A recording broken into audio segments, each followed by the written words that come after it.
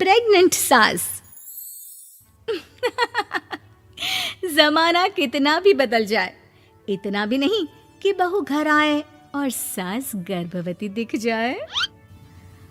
देखो मीरा, माँ का पूरा ख्याल रखना है, उनसे अब काम नहीं होता है। क्यों, क्या हो गया है? तुम्हारी माँ तो हट्टी कट्टी दिख रही है, पूरी शादी में घोड़ी की तरह नाची है, अब क्यों काम नहीं होता उनसे? वो माँ प्रेग्नेंट है ना, बच्चा होने वाला है। मैं कभी भी भाई बन जाऊंगा इस साल के अंत तक। क्या बोल रहे हो? वो सर पर हाथ रखकर बैठ जाती है। यार पहले क्यों नहीं बताया? कैसा मजाक है ये? झूठ बोल रहे हो ना? हाँ, झूठ बोल रहे हो ना? तभी ससुर की आवाज आती है। बहू, पानी गरम कर दे, तेरी सास को दवाई देनी है। समय पर दवाई ना दी तो परेशानी हो जाएगी। और हाँ, जरा काजू पीस कर दूध में मिलाकर ले आना। तेरी सास खुद से तो अपनी संभाल करेगी नहीं। हे भगवान, ये मैं क्या सुन रही हूँ? ये ससुर जी को क्या हो गया है? मैं क्या सोच कर आई थी? हाय रे, मैं तो किसी को मुंह भी नहीं दिखा पाऊंगी। अब ये रोना धोना बाद में करना, पहले गर्म पानी कर दो, माँ को दवाई देनी होगी। और हाँ, रात को माँ के पैरों में तेल लगा देना। बहू को गुस्सा आ जाता है, वो बड़बड़ करती किचन में जाती है जहाँ उसका ससुर खड़ा होता है। एक बड़ी जिम्मेदारी है हम सबके सर ऊपर। इस उम्र में माँ बनना खतरे से खाली नहीं होता। हाँ हाँ पता है, तो क्यों बन गई माँ? अरे खतरे से कम नहीं है तो क्या जरूरत थी लल्ला पैदा करने की? कैसी बात कर रही हो बहू? क्या तुम खुश नहीं कि घर में एक नया मेहमान आएगा, छोटे छोटे पैरों से पूरे घर में घूमेगा? पिताजी, ये हाथ जोड़े आपके, आप यहाँ से जाओ। ये शायरी बाद में बताना, अभी मैं पानी गरम करके थर्मस में दे देती हूँ। सारा दिन पिलाते रहो गरम पानी। और हाँ, ये बच्ची की बात बार बार मुझसे कोई नहीं करेगा। बहू का पारा अब चढ़ा ही रहता था। वो काम तो सारा करती, लेकिन किलस किलस कर। मीरा सारे काम से फुर्सत पाकर बैठी होती है कि माँ का फोन आ जाता है। बेटा, बहुत बड़ी जिम्मेदारी है तेरे सर पर, अच्छे से निभाना। ससुराल में हर किसी को खुश रखना वैसे तो मुश्किल है, लेकिन भगवान ही हिम्मत देता है बहू को हर कुछ सहकर सबको खुश रखने की। क्या बड़बड़ किए जा रही हो माँ? जानती भी हो कि यहाँ क्या चल रहा है? मेरी सास, अरे तेरी सास तो देवी है देवी। कितने खुश हो रहे थे सारे तेरी सूरत देख देख कर।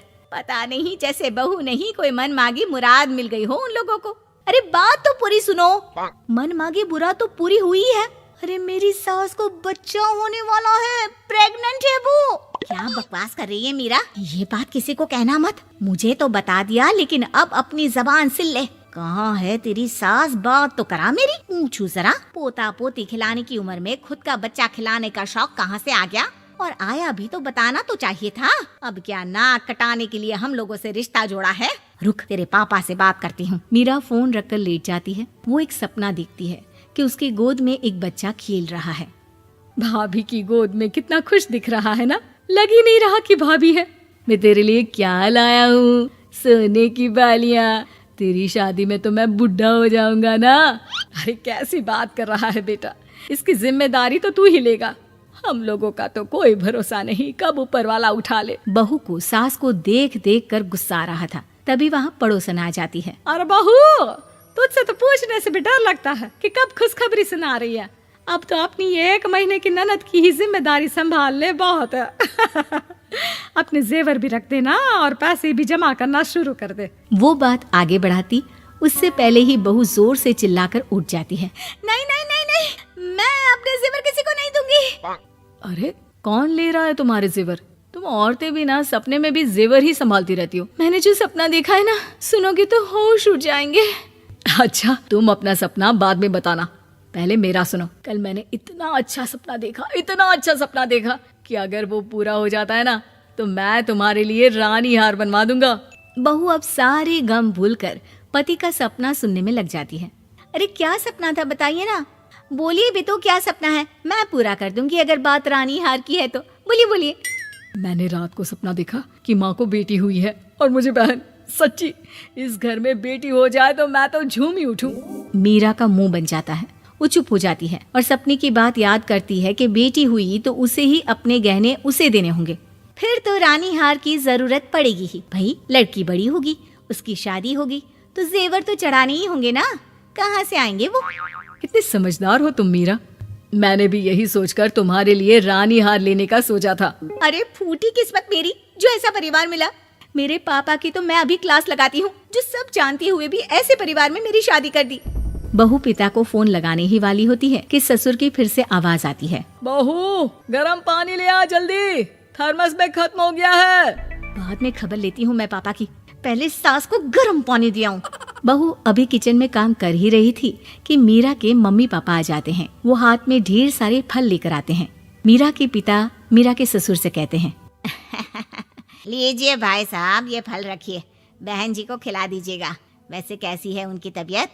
बस पता तो है आपको, ऐसे वक्त में जो होता है बस वही सब। मुझे तो सुनकर बहुत गुस्सा आया था, लेकिन चलिए, भाग्य में जो है लिखा उसे कौन टाल सकता है। डॉक्टर को दिखाए? हाँ, बस डॉक्टर आने ही वाला है। अच्छा हुआ आप लोग भी आ गए। उतने में एक सुंदर सी लेडी डॉक्टर आती है। पेशेंट कौन है आप? अरे नहीं जी, मैं तो बहू हूँ इस घर की। मैं तो अभी सोच भी नहीं सकती पोता या पोती के बारे में। अभी तो मेरी सास ही। अरे चुप हो जाना, देख तो ले, डॉक्टर है ये, किसी के भी सामने गुस्सा फोड़ देती है। डॉक्टर कमरे में जाती है और थोड़ी देर बाद बाहर आ जाती है। पीछे से सास भी निकल आती है। हे भगवान, इतना दुख तो किसी को भी ना दे जितना मुझे दिया है। देखिए बहन जी, आप लोगों को तो ये सोचना भी नहीं चाहिए था। वही तो मैं भी कह रही थी कि आप लोगों के लिए तो सोचना भी गुनाह है, लेकिन अब पछताए होत क्या जब चिड़िया चुग गई खेत। डॉक्टर वहाँ से चली जाती है। मैं माँ नहीं बन सकती, मैं प्रेग्नेंट भी नहीं हूँ। ये कैसे? तुम तो बोल रही थी कि अरे वो गैस का दर्द था और पेट भी गैस से फूल रहा था। डॉक्टर ने चूर्ण दे दिया है, गर्म पानी से फाँकना है। हाँ? मैं अभी लाती हूँ गर्म पानी। अरे मैं तो गीजर ही लगा देती हूँ। हाय रे, खुशी के मारे पागल ना हो जाओ।